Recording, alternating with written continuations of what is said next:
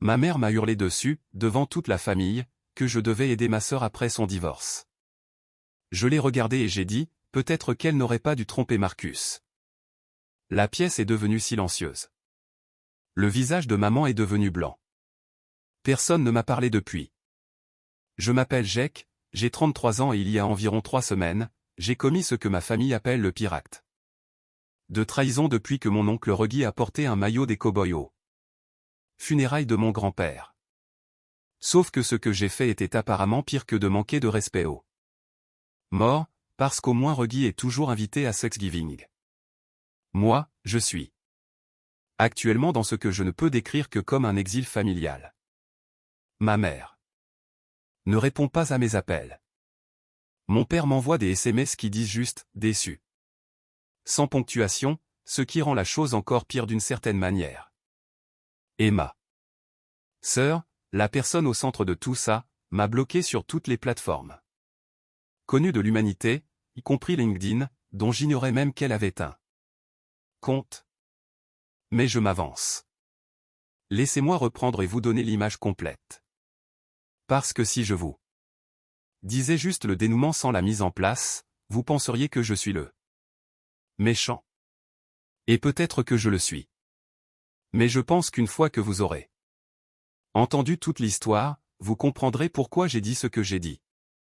Même si cela a fait exploser toute ma famille dans le processus. Alors, voici l'affaire. J'ai grandi dans une famille de classe moyenne assez standard dans la banlieue de Richmond, en Virginie. Mon père, Glenn, a travaillé pour une entreprise de logistique pendant environ 30 ans.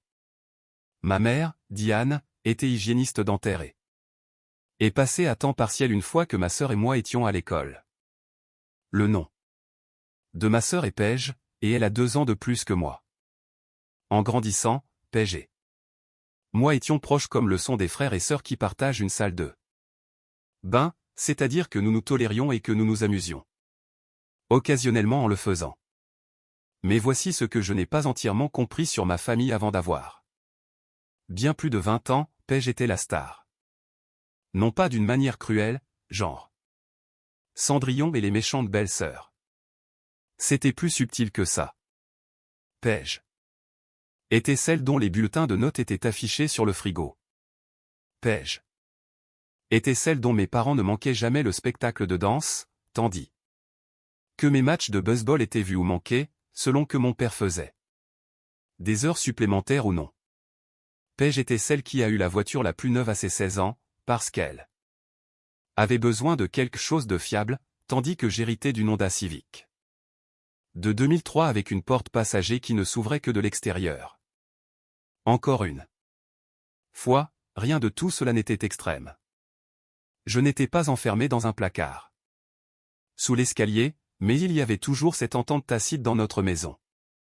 Que les besoins de Paige étaient la priorité et les miens les restes. Quand l'université est arrivée, mes parents ont aidé Paige avec ses frais de scolarité. Pas la totalité, mais une bonne partie. Quand ce fut mon tour, l'argent s'était tari et on m'a dit de postuler pour des bourses et de me débrouiller. Je l'ai fait.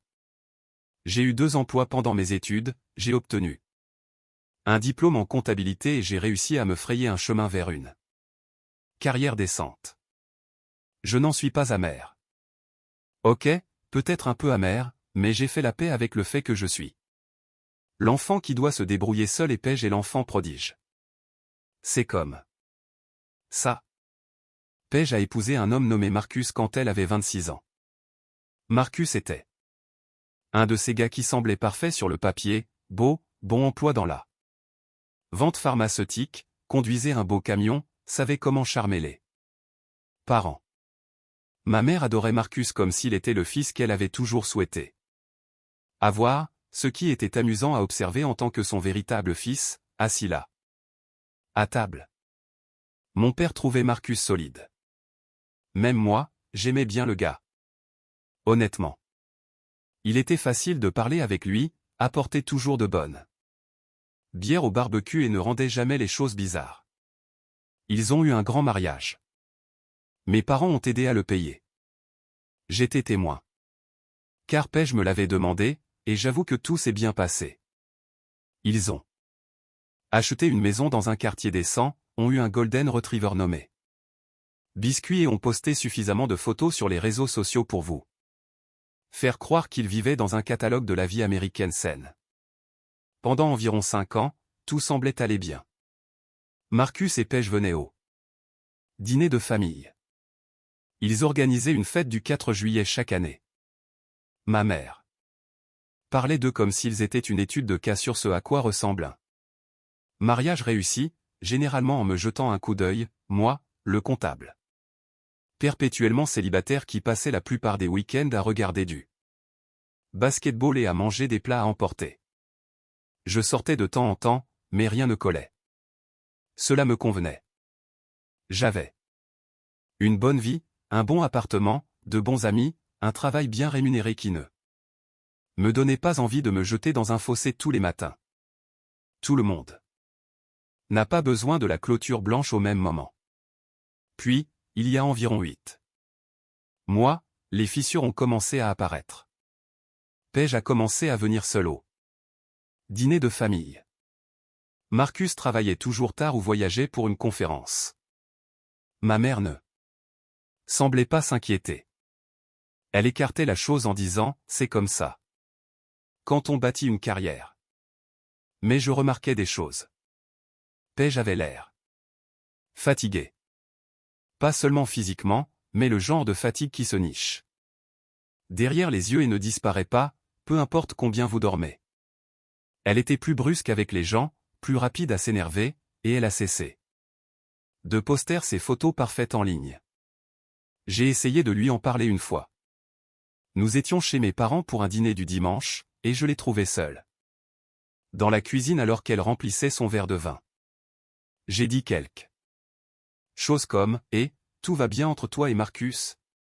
Elle m'a regardé comme si je lui avais demandé de résoudre un problème de calcul sur le champ. Puis elle a dit « Tout va bien, Jake.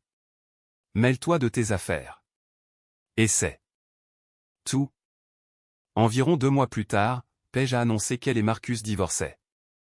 Elle est arrivée chez mes parents un samedi matin, le mascara coulant, un sac de nuit à la main, et leur a dit que c'était fini.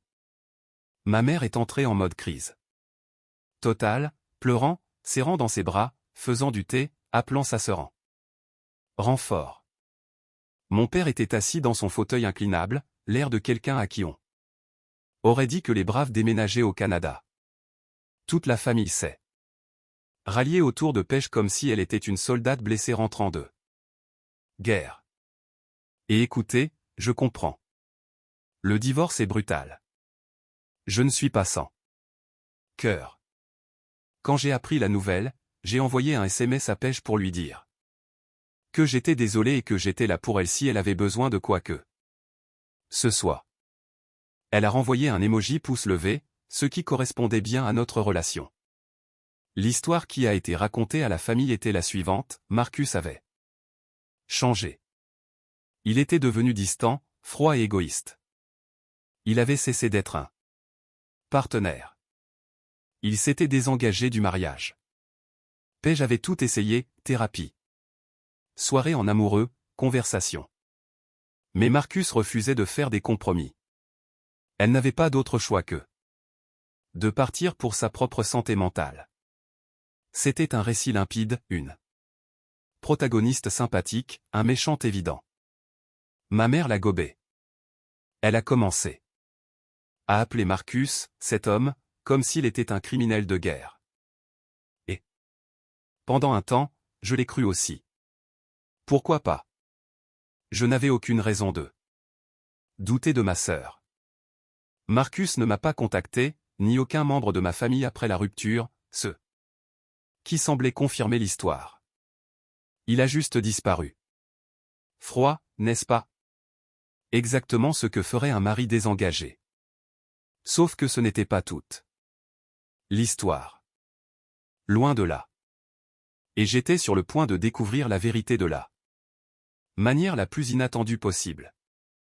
Mais cette partie vient plus tard. Pour l'instant, sachez simplement que la famille avait son récit. Paige était là.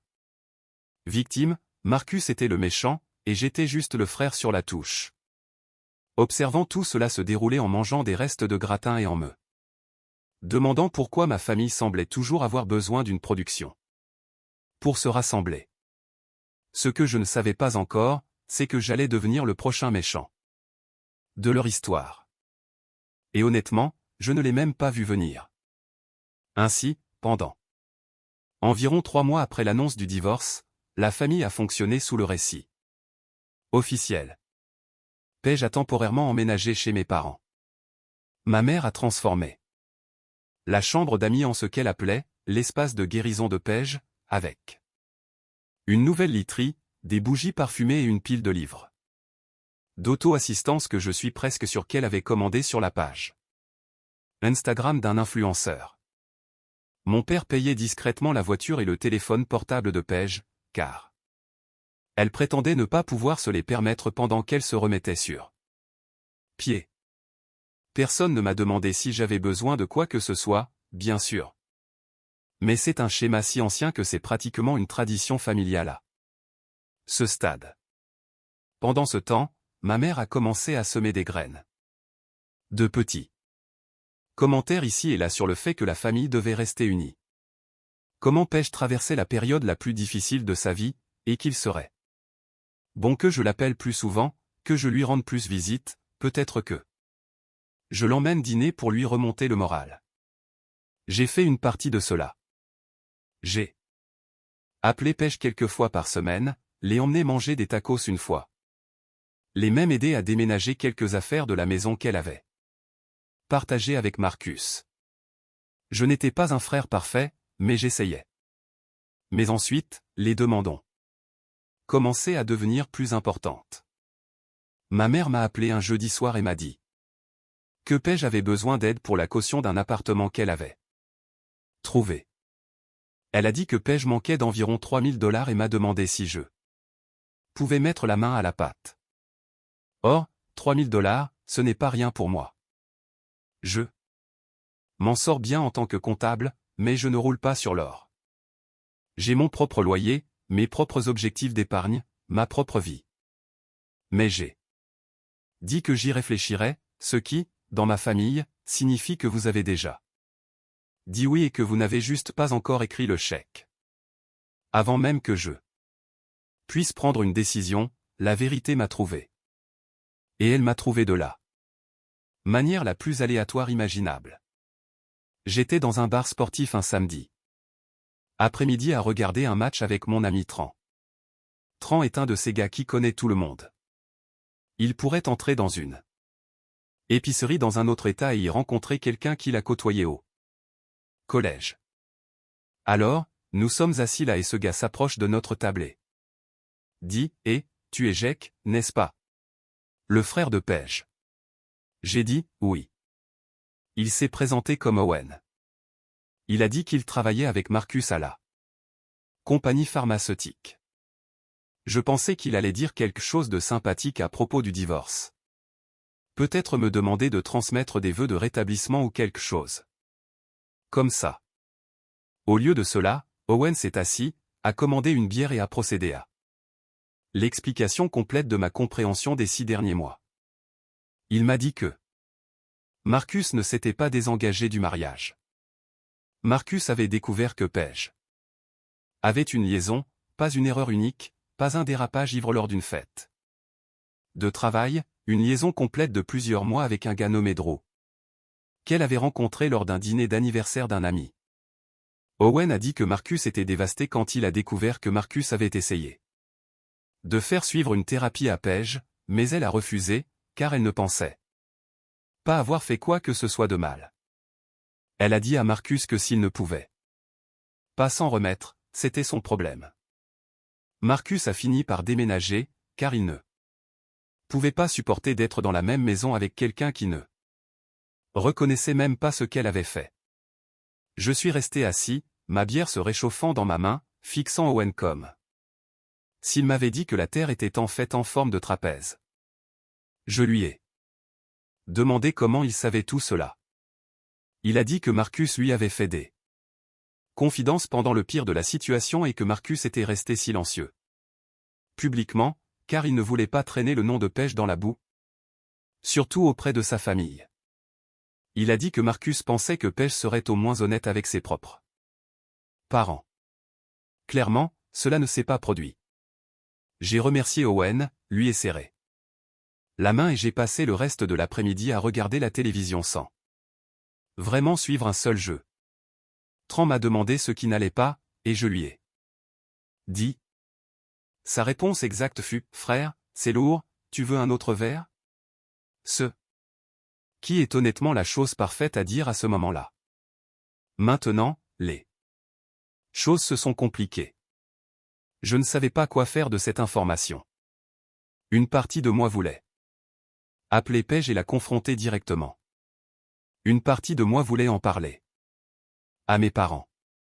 Une partie de moi voulait ne rien faire du tout et prétendre n'avoir rien entendu. Parce qu'il y a quelque chose à savoir sur les secrets de famille, la personne qui les révèle n'est pas traitée comme un héros. Elle est traitée comme une grenade. Alors, j'ai gardé ça pour moi. Pendant environ 2 semaines, je l'ai porté en moi comme une pierre dans l'estomac. Chaque fois que ma mère m'appelait pour me donner des nouvelles de la recherche d'appartement de Paige, ou des progrès de la thérapie de Paige, ou du parcours de Paige, je voulais hurler, mais je me taisais. Je me suis dit que ce n'était pas ma place, que peut-être il y avait 2 côtés à chaque histoire, et que je devais accorder le bénéfice du doute à Paige. Puis, ma mère m'a appelé un mercredi soir et a mis la pression à un niveau auquel je n'étais pas préparé. Elle m'a dit que Paige avait trouvé un appartement, mais qu'elle avait besoin d'aide pour l'aménager. Elle a dit que les frais d'avocat de Paige pour le divorce s'accumulaient. Elle a dit que Paige luttait émotionnellement et financièrement et que la famille devait se serrer les coudes. Et puis elle a prononcé les mots qui m'ont frappé comme un camion. Elle a dit, « Jake, je pense que tu devrais donner $10 000 à Paige. $10 000, pas prêter. Donner. » Elle a utilisé le mot « donner » très spécifiquement. J'ai failli rire. J'ai dit, « Maman, je n'ai pas $10 000 qui traînent pour les donner à quelqu'un. » Elle a dit, « Tu as des économies, Jake. Tu es célibataire depuis des années. Sans enfant. Où va ton argent, au fait ?» Et cela, juste là, m'a dit tout ce que j'avais besoin de savoir sur la façon dont ma famille me voyait, non pas comme une personne avec ses propres objectifs financiers et ses limites, mais comme une ressource, un puits d'argent inexploité qui existait pour financer le prochain chapitre de Paige. Je lui ai dit que je n'étais pas à l'aise avec ce montant et que j'avais déjà aidé Paige d'autres manières. Elle s'est tue un instant, ce qui, dans le livre de ma mère, signifie qu'elle est en train de charger le canon de la culpabilité. Puis elle a dit, « Je ne comprends pas pourquoi tu ne peux pas être là pour ta sœur comme elle le serait pour toi. » J'avais envie de dire, quand est-ce que Paige a été là pour moi? Quand j'ai obtenu mon diplôme universitaire, Paige était en vacances avec Marcus. Quand j'ai été promu l'année dernière, personne n'en a même parlé au dîner, car Paige était contrarié par quelque chose avec son association de propriétaires. Mais je n'ai rien dit de tout ça. J'ai juste dit que j'y réfléchirais et j'ai raccroché. Au cours des 2 semaines suivantes, la campagne de pression s'est intensifiée. Mon père m'a appelé, ce qu'il ne fait presque jamais, et m'a fait un discours hésitant, clairement répété, sur le fait que la famille s'entraide et qu'il m'avait élevé pour être généreux. Ma tante Cheryl, à qui je parlais peut-être 2 fois par an, a soudainement appelé pour me dire à quel point elle était inquiète pour Paige et à quel point ce serait bien si je faisais un effort. Même ma cousine Belle, qui, je suis presque sûr, ne connaît pas mon 2e prénom, m'a envoyé un SMS disant qu'elle espérait que j'étais solidaire. C'était coordonné. Ma mère avait activé toute l'arborescence téléphonique familiale pour me culpabiliser et me faire écrire un chèque. Et tout cela était basé sur un mensonge. Paige n'était pas la victime d'un mari froid et distant. Elle avait trompé. Elle avait détruit son propre mariage, laissé Marcus prendre le blâme. Et exploité maintenant la sympathie qu'elle ne méritait pas, financièrement. Chaque conversation sur l'aide à Paige était comme avaler du verre. Je connaissais la vérité. Eux, non. Et l'écart entre ces deux réalités s'élargissait chaque jour. Le pire, c'est que je n'avais toujours pas confronté Paige. Je me disais sans cesse que je trouverais le bon moment, les bons mots. Mais honnêtement, je pense que j'avais peur, pas de Paige, mais de ce qui arriverait à la famille une fois que la vérité éclaterait, parce que je savais au fond de moi qu'ils ne me remercieraient pas. Ils me blâmeraient d'avoir ruiné l'histoire qu'ils avaient tous accepté de croire. Et il s'est avéré que j'avais absolument raison à ce sujet. Parce que le moment où la vérité a finalement éclaté, elle n'est pas apparue lors d'une conversation calme, mesurée, en tête-à-tête, comme je l'avais prévu. Elle est apparue au pire moment possible, devant le pire public possible. Et elle est apparue parce que ma mère m'a poussé au-delà du point de rupture un dimanche après-midi dans son salon, devant tout ce qui comptait. Mais j'y viendrai, car ce qui s'est passé ensuite mérite son propre chapitre. Donc, le dîner du dimanche a eu lieu il y a environ 3 semaines et je dois vous décrire la scène, car les détails sont importants. Ma mère avait organisé un de ces dîners de famille, ce qui semble décontracté, mais est en fait une production qui implique des places assignées, des serviettes en tissu et au moins 2 heures de commentaires passifs-agressifs déguisés en conversation. Étaient présents mes parents, Paige, ma tante Cheryl, mon oncle Dal, ma cousine Belle et moi. Ma mère avait fait son fameux rôti de peau, qu'elle ne fait que lorsqu'elle veut créer une atmosphère de convivialité forcée. Le rôti de peau est essentiellement une arme émotionnelle sous forme de cocotte. Tout s'est bien passé pendant la première heure. Nous avons mangé, fait la conversation, et mon oncle Dal a raconté une histoire où il a failli reculer son camion dans une boîte aux lettres, ce qui a duré environ 4 minutes de trop. Des choses normales de dîner de famille. Paige était plus silencieuse que d'habitude, mais ma mère ne cessait de parler de ses progrès en matière d'appartement, comme si elle était la publiciste personnelle de Paige. Paige a trouvé les rideaux les plus mignons. Paige envisage d'acheter un nouveau canapé. Chaque phrase était conçue pour rappeler à la table que Paige reconstruisait courageusement sa vie après que son terrible mari ait tout détruit. Je me débrouillais bien, la tête baissée, mangeant le rôti de peau, hochant la tête au bon moment. Je n'avais aucune intention de dire quoi que ce soit. Je jure sur tout ce que je possède, j'étais entré dans cette maison avec l'intention de me taire, de manger mon dîner et de partir sans incident. Puis ma mère s'est tournée vers moi.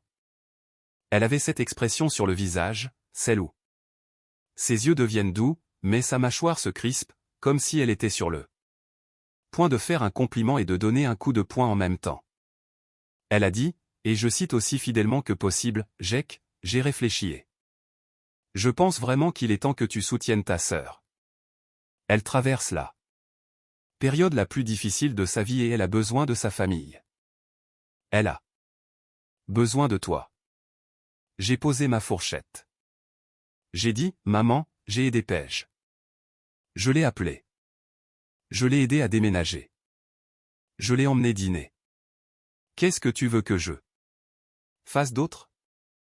Elle a dit, « Tu sais de quoi je parle, Jake. Elle a besoin d'aide financière. Une vraie aide, pas un dîner dans un restaurant de tacos. Elle a besoin que son frère se montre à la hauteur, comme un frère devrait le faire. » La table est devenue silencieuse. Tout le monde s'est soudainement très intéressé à son rôti de peau. Paige regardait son assiette, mais elle n'arrêtait pas ma mère. Elle ne disait pas, « Maman, laisse Jake tranquille » ou « Je n'ai pas besoin de son argent ». Elle restait juste assise et laissait ma mère faire le travail pour elle. Mon père est intervenu. Il a dit, « Ta mère a raison, Jake. La famille prend soin De la famille. C'est comme ça qu'on t'a élevé. Tante Cheryl a hoché la tête. Comme si elle regardait une conférence TED. Belle me regardait avec cette expression que les gens ont quand ils sont mal à l'aise, mais aussi légèrement amusés. Et je l'ai senti monter. Cette pression. Dans ma poitrine que je portais depuis des semaines. La colère que j'avais. Ravalée chaque fois que quelqu'un m'appelait à propos des finances de Paige. La frustration de connaître la vérité alors que tout le monde vivait dans un conte de fées. Tout était là, pressant contre l'intérieur de mes côtes comme de la vapeur dans un tuyau. J'ai dit, maman, je ne donnerai pas 10 000 $ à Paige. Je te l'ai déjà dit. Le visage de ma mère s'est crispé. Elle a dit, je ne te comprends pas, Jake. Vraiment pas. Ta sœur souffre et tu restes là à thésauriser ton argent comme s'il avait plus d'importance pour toi que ta propre famille. Ce mot, thésauriser, comme si j'étais une sorte de dragon assis sur un tas d'or au lieu d'un gars avec un compte d'épargne normal qui essaie de planifier son propre avenir. Quelque chose à céder. Pas bruyamment, pas de façon dramatique. C'était plutôt comme une corde qui s'effilochait depuis des semaines. Qui finit par céder. J'ai regardé ma mère. J'ai gardé ma voix calme, ou du moins aussi calme que je pouvais. Et j'ai dit, maman, peut-être que Paige n'aurait pas dû tromper Marcus. La pièce est devenue silencieuse. Je parle d'un silence absolu, étouffant. On aurait pu entendre une miette tomber sur le tapis. Le visage de ma mère est devenu blanc. Pas rouge, pas en colère. Blanc, comme si le sang avait quitté son corps. La tête de Paige s'est relevée brusquement et elle m'a regardé avec une expression que je ne peux décrire que comme de l'horreur pure. La fourchette de mon père était figée à mi-chemin de sa bouche. L'oncle Dal semblait calculer mentalement le chemin le plus rapide vers la porte d'entrée. La tante Cheryl a mis sa main sur sa bouche. Les yeux de Belle se sont écarquillés et je jure que je l'ai vu chercher son téléphone sous la table. Je n'ai pas crié. Je ne me suis pas levé. Je suis juste resté assiégé. Laissez le silence faire son travail. Paige a parlé la première. Elle a dit, « Qu'est-ce que tu viens de dire ?» Sa voix tremblait. J'ai dit, « Je sais pour Drew, Paige. Je sais que Marcus ne s'est pas désintéressé. Je sais qu'il a découvert que tu le trompais et que tu as refusé d'aller en thérapie. Je sais qu'il est parti parce que tu n'admettais même pas ce que tu avais fait. » Paige a regardé ma mère comme si elle attendait qu'elle arrange les choses, mais ma mère était toujours pas les figée, traitant quelque chose que son cerveau n'était clairement pas équipé pour gérer en temps réel. Alors Paige a fait ce qu'elle fait de mieux. Elle est passée à l'attaque. Elle a dit, je ne sais pas de quoi je parlais. Elle a dit, celui qui m'a dit ça mentait. Elle a dit que Marcus était manipulateur et avait probablement inventé ces histoires pour la faire mal paraître. Elle m'a traité d'égoïste, de cruel et de jaloux. Jaloux, comme si j'étais jaloux de son divorce. Ma mère a enfin retrouvé sa voix. Elle s'est levée de table et m'a pointé du doigt. Oui, elle m'a pointé du doigt. Comme si j'étais un chien mal élevé, et a hurlé. Je dis bien hurlé. Elle a dit. Comment oses-tu, Jake? Comment oses-tu dire une chose pareille devant cette famille? Tu dois des excuses à ta sœur. Tu lui dois de l'aide, et au lieu de ça, tu entres dans ma maison et tu répands des mensonges pour l'humilier. J'ai dit, ce ne sont pas des mensonges, maman. Elle a dit, je me fiche. Qu'ils soient vrais ou non. Et cette phrase, ces 8 mots, m'ont dit tout ce que j'avais besoin de savoir sur ma place dans cette famille. Peu importait ce que Paige avait fait. Peu importait que Marcus ait été lésé. Peu importait que toute la famille ait été mentie. Ce qui importait, c'est que j'avais enfreint la règle. J'avais perturbé le récit. J'avais fait en sorte que Paige ait l'air mal. Et dans ma famille. C'était le seul péché impardonnable. Je me suis levé. Je n'ai rien claqué. Je n'ai pas élevé la voix. J'ai pris ma veste sur le dossier de la chaise et j'ai dit, je ne m'excuserai pas d'avoir dit la vérité, et je n'écrirai pas de chèque pour financer un mensonge. Puis je suis sorti. Je suis resté longtemps dans ma voiture, garée dans l'allée. Mes mains tremblaient, ce qui m'a surpris, car je me sentais étrangement calme à l'intérieur, comme si le pire était déjà arrivé et qu'il n'y avait plus rien à craindre. Finalement, je suis rentré chez moi, je me suis servi un verre et je me suis assis sur mon canapé dans le noir, me demandant si je venais de commettre la plus grosse erreur de ma vie ou la décision la plus honnête que j'ai jamais prise. En l'espace de 2 heures, mon téléphone a explosé. Ma mère a envoyé un SMS, « Tu n'es pas le fils que j'ai élevé. » Mon père a envoyé, déçu. Pej m'a envoyé un paragraphe m'appelant de tous les noms qu'elle pouvait imaginer, puis m'a bloqué partout. Belle a envoyé, Dude, c'était dingue, ce qui était là. Seule réponse qui semblait honnête. Au cours des jours suivants, le silence s'est installé comme le temps. Personne n'a appelé, personne n'a envoyé de SMS. Je suis allé au travail, je suis rentré. J'ai dîné seul, je me suis couché. Je vérifiais mon téléphone comme un idiot. Espérant que quelqu'un me contacterait, espérant que quelqu'un dirait, « Et nous avons enquêté et tu avais raison. » Mais personne ne l'a fait. J'ai raconté à Tran ce qui s'était passé. Il a écouté, m'a offert une bière et m'a dit, « Tu as fait ce qu'il fallait. » Mec. Ça ne semble juste pas être le cas en ce moment. Et Tran, que Dieu le bénisse, n'avait pas tort. Ça ne semblait pas juste. J'avais l'impression d'avoir dégoupillé une grenade et de l'avoir lancée dans la seule famille que j'avais. Mais quelque part au milieu de cette première semaine de silence, quelque chose a changé. J'ai commencé à mieux dormir. J'ai arrêté de vérifier mon téléphone toutes les 10 minutes. Je suis allé courir. Pour la première fois depuis des mois.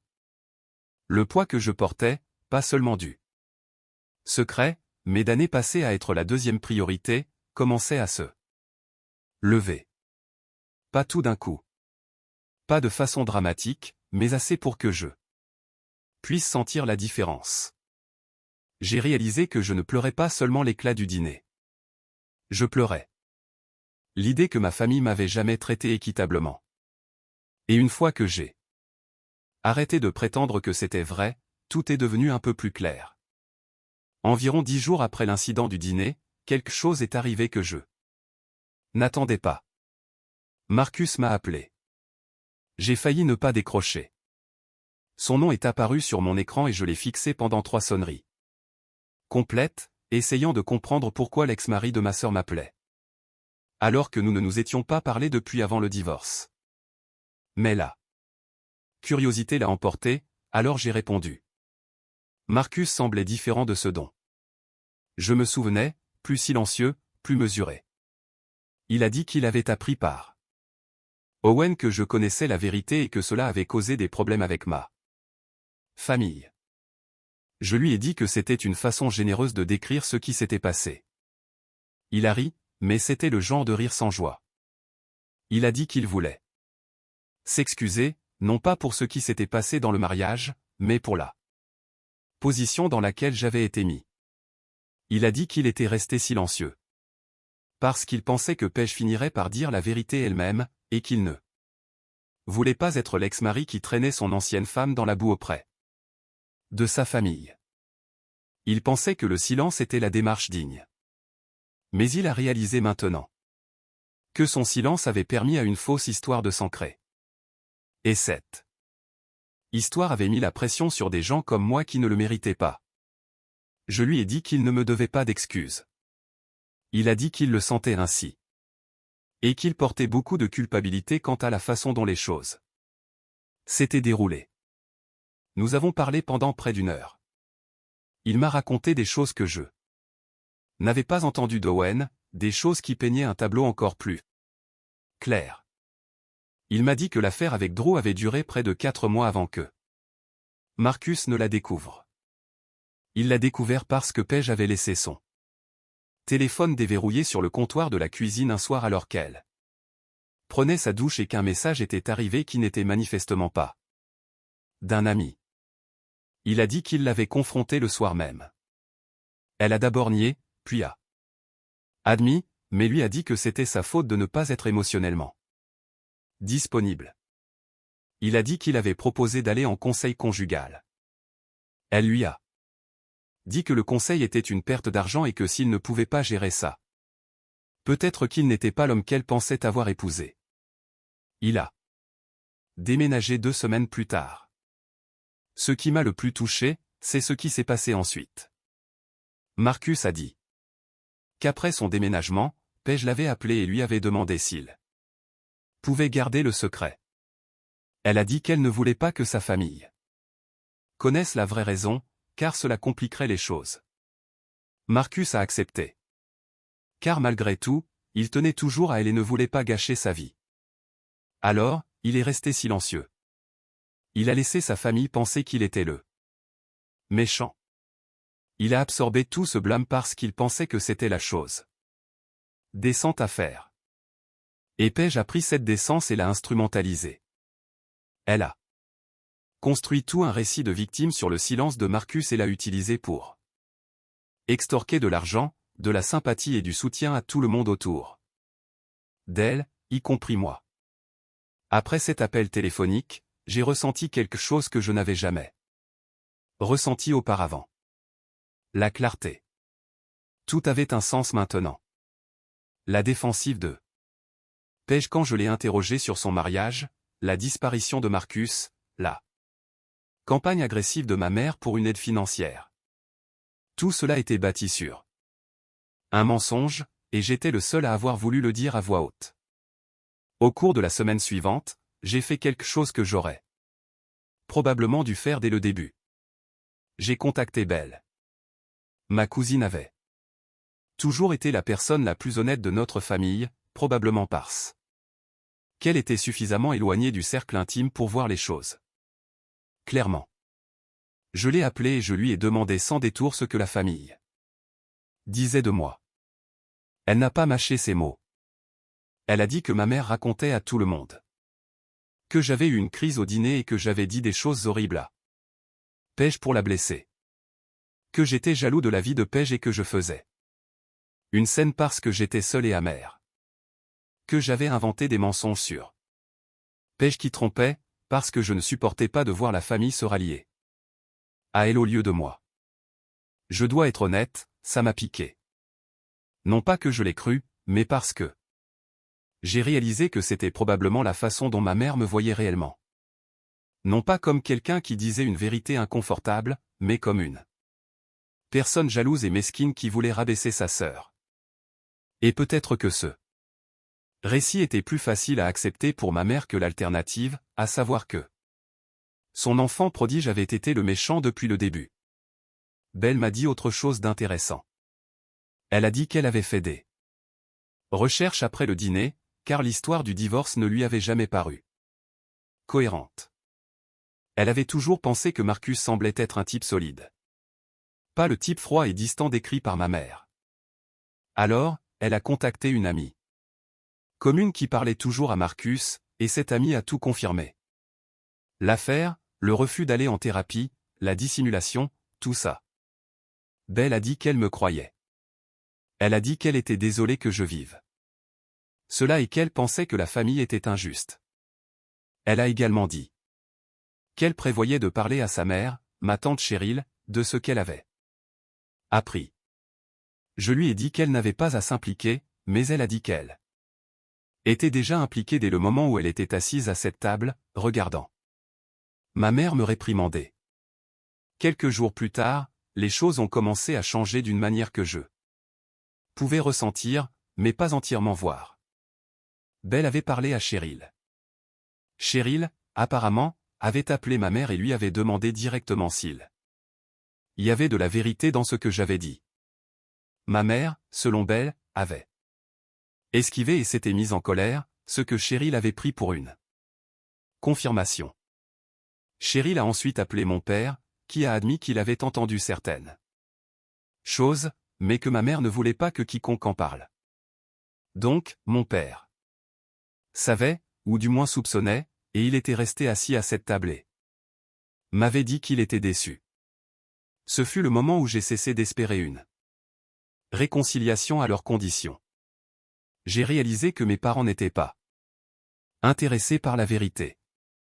Ils étaient intéressés par le maintien de l'histoire, et quiconque menaçait cette histoire était l'ennemi, même leur propre fils. Mais voici où les choses ont pris une tournure que je n'avais absolument pas vu venir.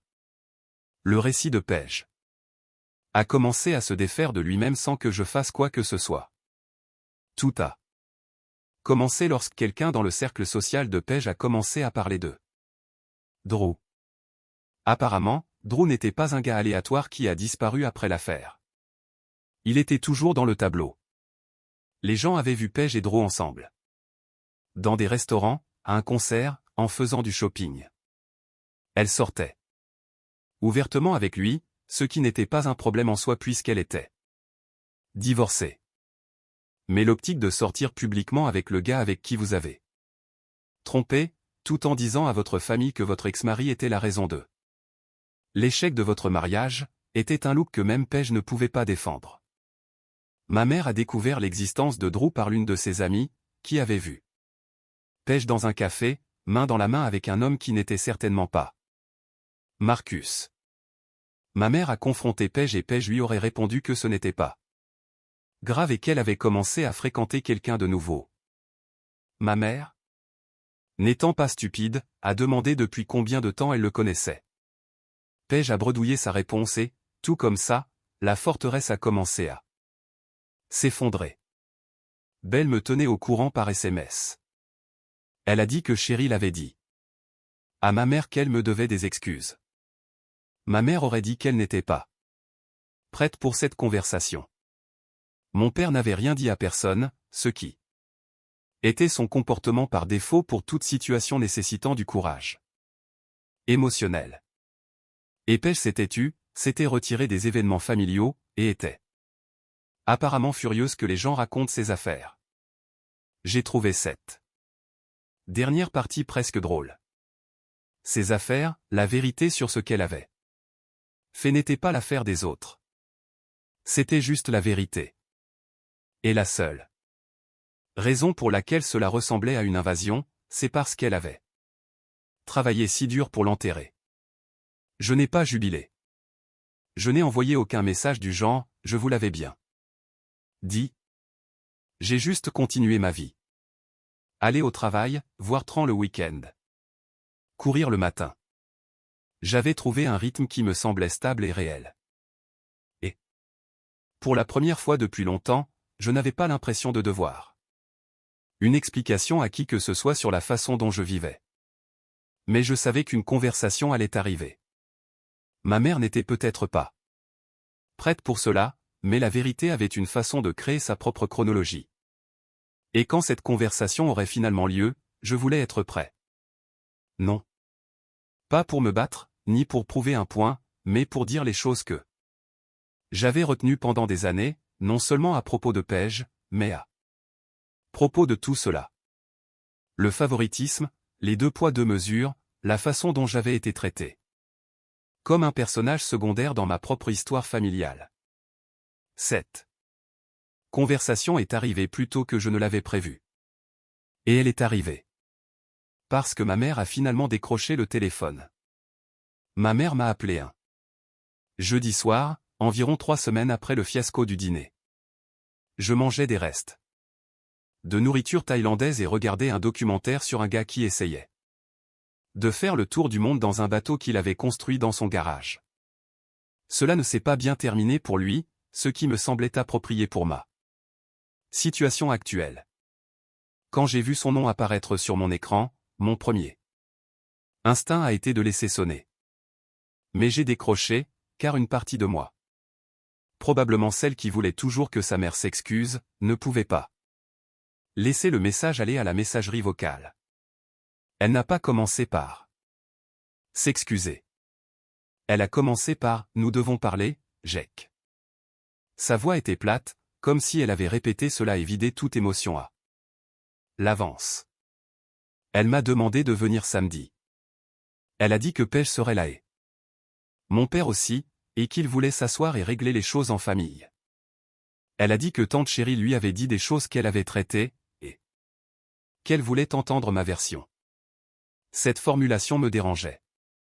Ma version, comme s'il s'agissait d'un « il ».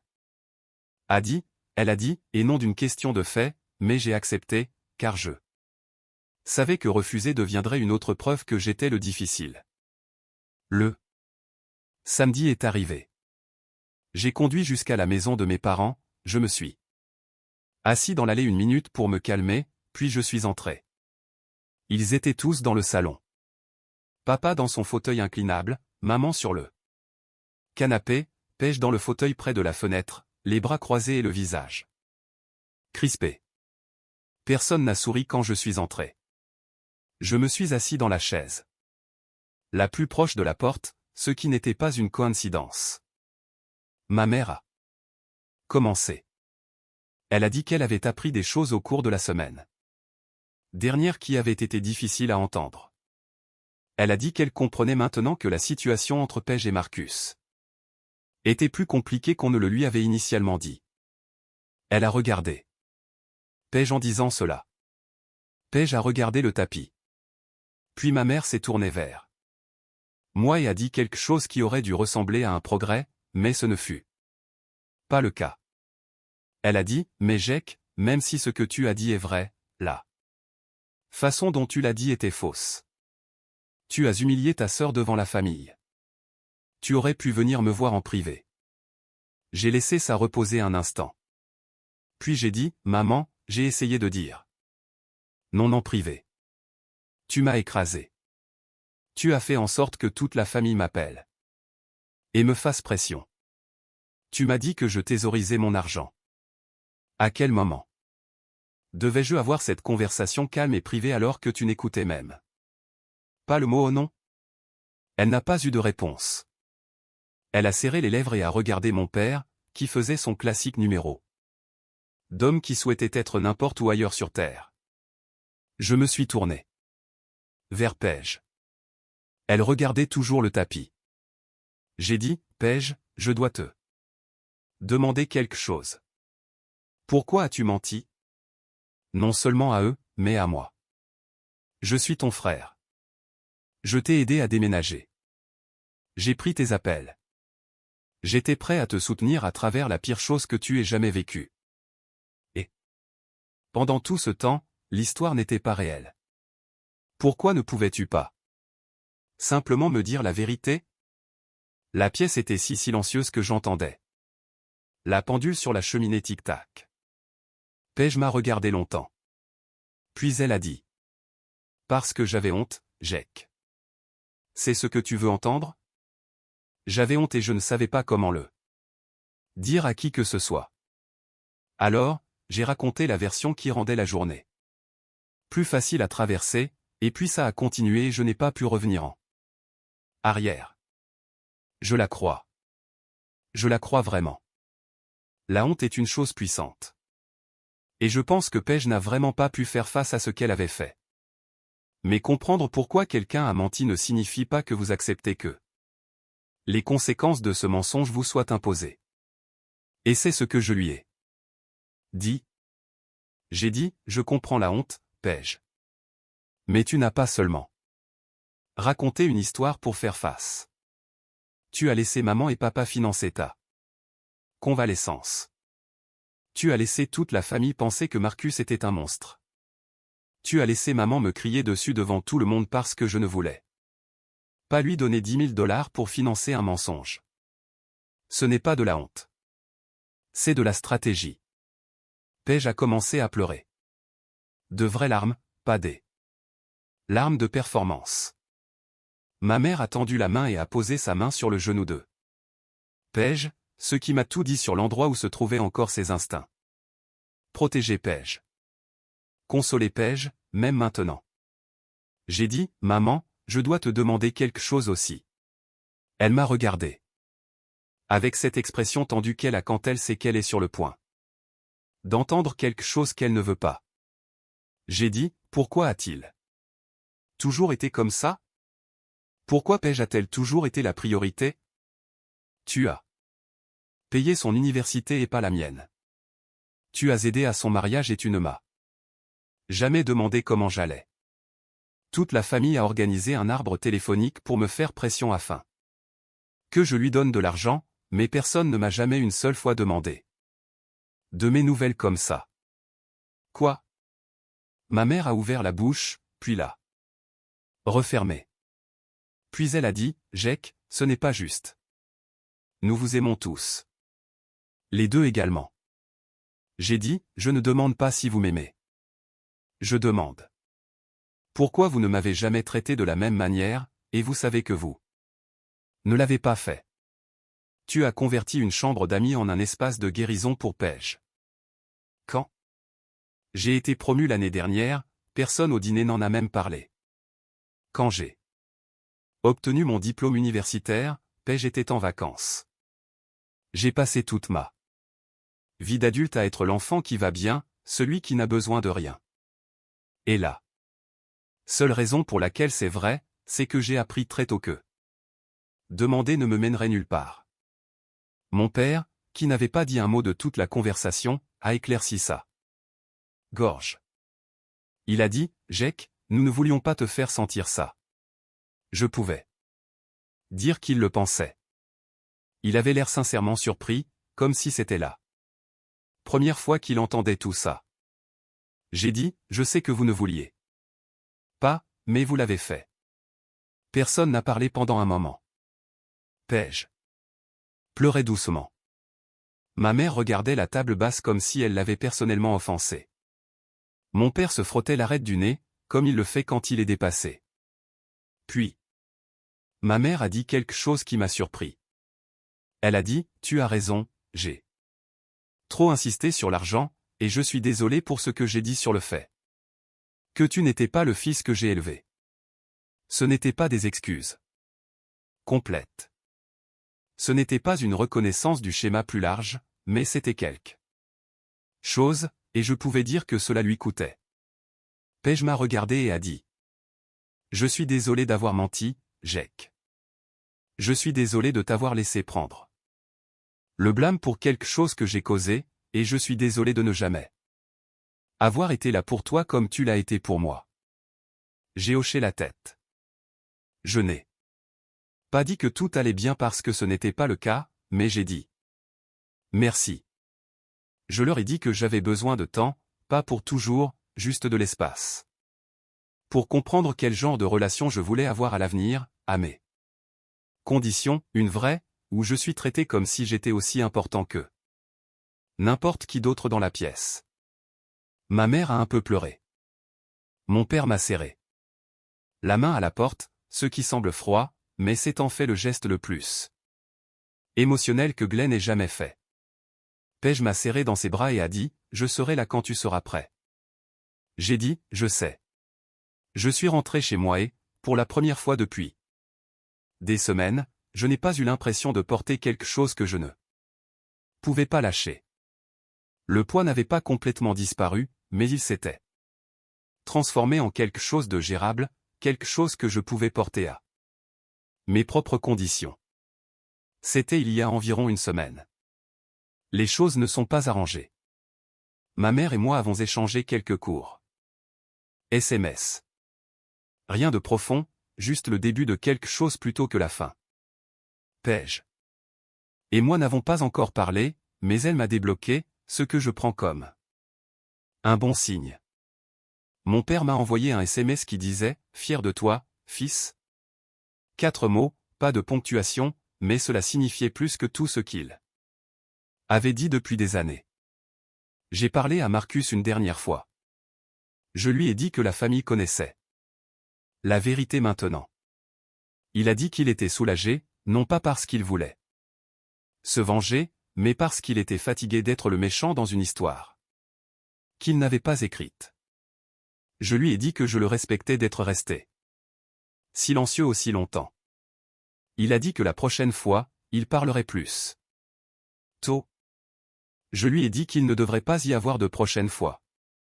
Tran m'a emmené manger des hamburgers vendredi pour célébrer ce qu'il a appelé mon jour de l'indépendance émotionnelle.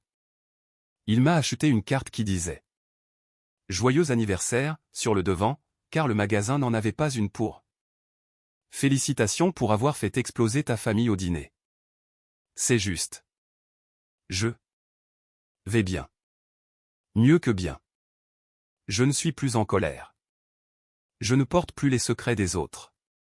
Et pour la première fois de ma vie, j'ai l'impression que ma famille me voit. Non pas comme l'enfant de secours, ni comme le distributeur automatique, mais comme Jack, le gars qui a dit la vérité. Même quand toute la pièce était contre lui. On ne doit un mensonge à personne. Juste parce que la vérité les met mal à l'aise. Et on ne doit certainement pas 10 000 $ à quiconque pour maintenir ce mensonge en vie. Merci de votre lecture, tout le monde. Je vais bien. Et le pot-au-feu était bon, au fait. Cela n'a pas changé.